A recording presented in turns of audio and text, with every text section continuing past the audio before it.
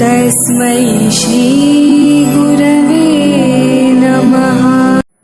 નમસ્કાર બાળ મિત્રો, શ્રી સંસ્કાર સ્કૂલ વઢવાણ ઓનલાઈન એજ્યુકેશનમાં આપનું સ્વાગત છે. બીજા ધોરણમાં છઠ્ઠો પાઠ ગુજરાતીનો પર્વતનો મુરબ્બો એ આપણે ગાઈ ગયા, મજા પડી ને એમાં. પછી પર્વત, અમૃત કાકાનો પર્વત એ પણ આપણે વાર્તા સાંભળી. તો આમાં વાર્તા સાંભળવાની તમને ખૂબ જ મજા પડી અને તમે પણ પૃથ્વીપુરના બજારમાં ફરી આવ્યા ને જોડે જોડે. હા, તો મજા આવે છે ને, ત્યાંથી ઘણી બધી ખરીદી કરી. તો હવે આવું બધું આપણે ખરીદી કરવા જતા હોય, તમે બજારમાં જતા હશો ને, ત્યાં દરેક દુકાન સ્ટોર ઉપર અલગ અલગ બોર્ડ મારેલા હોય, એ તો તમને ખ્યાલ જ હશે. તમે વાંચીને જાઓ છો ને કે આપણે જે વસ્તુ લેવી હોય એ સ્ટોરમાં જવું પડે.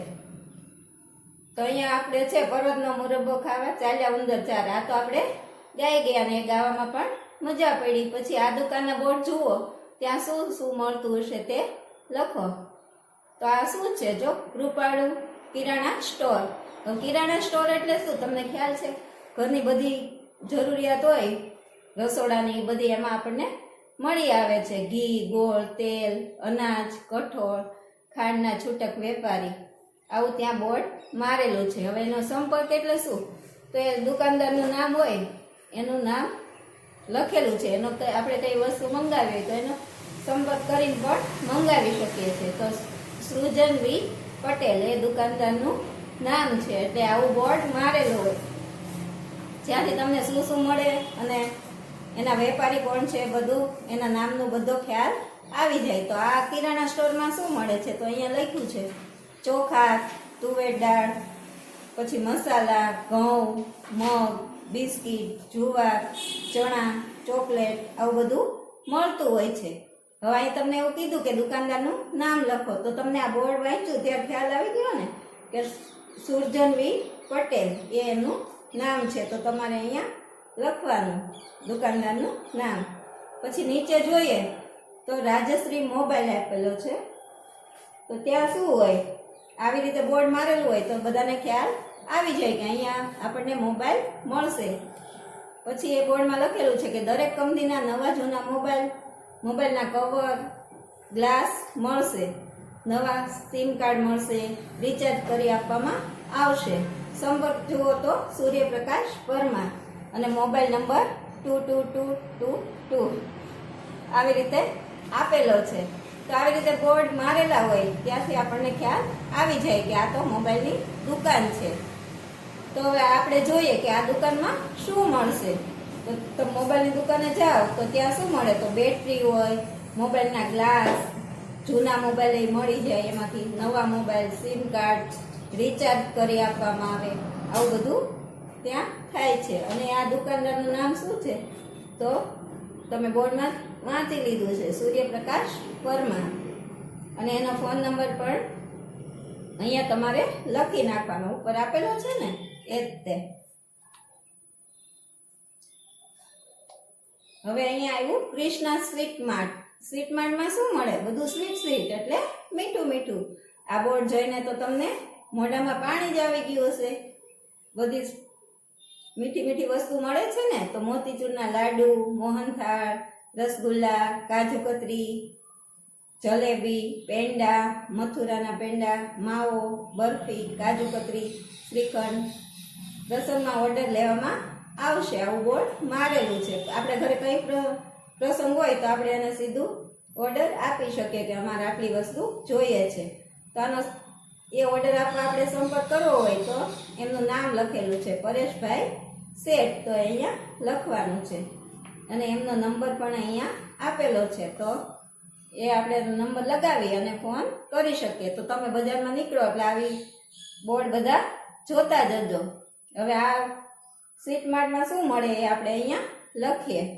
તો ત્યાં મોતીચૂરના લાડુ, મોહનથાળ, રસગુલ્લા, કાજુ કતરી, જલેબી, પેંડા, આવું બધું મળે. હવે દુકાનદારનું નામ છે પરેશભાઈ શેઠ, તો એ આપણે અહીંયા લખવાનું. પછી નીચે આપ્યું છે બાર્બી બેકરી. એ તો તમને ખ્યાલ જ હશે કે બેકરીમાં શું મળે. અને બાર્બી જોઈને તો તમને સીધી ડીંગલી જ દેખાઈ ગઈ હશે ને. પછી આવે છે ત્યાં શું મળે છે? તો બ્રેડ, પાવ, toast, candy, jelly, toffee, ice cream, cream roll, cake, nankhatai આવું બધું બોર્ડ લગાવેલું છે. ઓર્ડર મુજબ કેકની હોમ ડિલિવરી કરવામાં આવશે. આપણે કેક કેવું લેવું હોય તો આપણે એને ઓર્ડર આપીએ એટલે આપણને એ ઘર સુધી પહોંચાડી દેતા હોય છે. એમનો સંપર્ક કરવો હોય તો તૃષા ટોપીવાલા એનું નામ છે. પછી એનો મોબાઈલ નંબર પણ તમારે અહીંયા લખવાનો છે. હવે નીચે શું મળે એ આપણે બેકરીમાં જોઈ ગયા ને કે શું શું મળે. ત્યાં બ્રેડ, પાવ, toast, candy, jelly, toffee, ice cream એવું બધું મળે. હવે અહીંયા દુકાનદારનું નામ તમારે લખવાનું. અહીંયાથી જોઈને સંપર્કમાં લખ્યું છે ને એ તમારે અહીંયા તૃષા ટોપીવાલા લખવાનું અને એનો ફોન નંબર પણ આપેલો છે તો એ તમારે લખી નાખવાનો. પછી તમે કઈ કઈ દુકાને જાઓ છો તેમાંથી કોઈ એક દુકાનનું બોર્ડ કાગળમાં દોરી અને દુકાનદારને આપો. જો તમે દુકાનદાર બનો તો તમારી દુકાનમાં કઈ કઈ વસ્તુઓ રાખશો. તમને તો આવું સરસ મજાની દુકાન હોય અને જે ભાવતું હોય એ જ રાખો ને તમે. તો આવી રીતે આઈસ્ક્રીમ, પીઝા, કેન્ડી, કેક,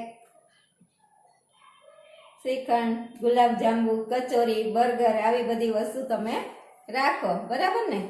તો અહીં તમારી દુકાનનું બોર્ડ તૈયાર કરો. હવે તમારે જેની દુકાન બનાવી હોય એનું બોર્ડ તમારે અહીંયા તૈયાર કરવાનું છે. બેકરીની બનાવી તો બેકરીની આઈટમ દોરવાની, પછી સ્વીટ માર્ટ બનાવવું હોય તો એની દોરવાની. બરાબર? તો તમે નક્કી કરી અને સરસ મજાનું ક્યાંક બજારમાં બોર્ડ જોઈ અને એવું જ બોર્ડ અહીંયા દોરજો. હવે સંવાદો વાંચો અને ભજવો.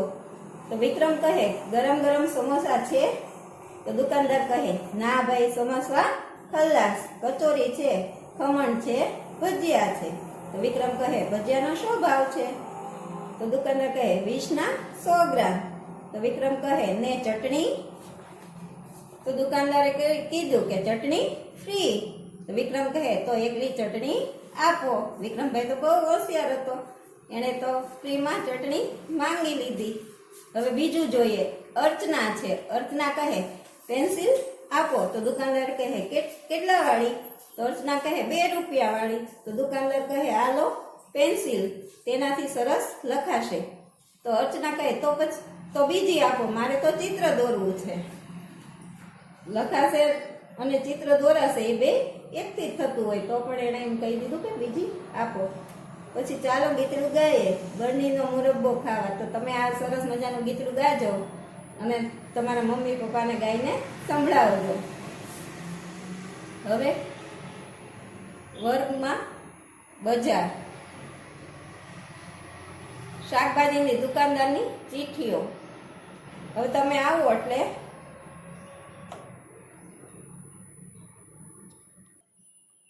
આપણે ત્યારે એક રમત રમશું. શાકભાજીની દુકાનદારની ચીઠીઓ આવું બધું બનાવશું. પછી કાકડી, જામફળ, ફ્લાવર, કોબીજ, બટાકા, ડુંગળી, મેથી ભાજી, સવાની ભાજી આવું તો આપેલું છે. પછી રીંગણ, કારેલા, મરચાં, વટાણા, ભીંડો, દૂધી આવી રીતે આપણે અહીંયા લખશું ને આવી રીતે ચીઠ્ઠી બનાવીને બધાને આપી દેશું. પછી હું એમ કહું કે શાકભાજીની દુકાન બનાવીએ ત્યારે અલગ અલગ શાકભાજીવાળા એ ચીઠ્ઠી મૂકવાની અને એના ભાવ કેટલા હોય એ આપણે બીજા વિદ્યાર્થી પાસેથી જાણશું. હવે નીચે છે ફરસાણની દુકાનદારની ચીઠીઓ. ત્યાં ફરસાણવાળાને ત્યાં શું મળે?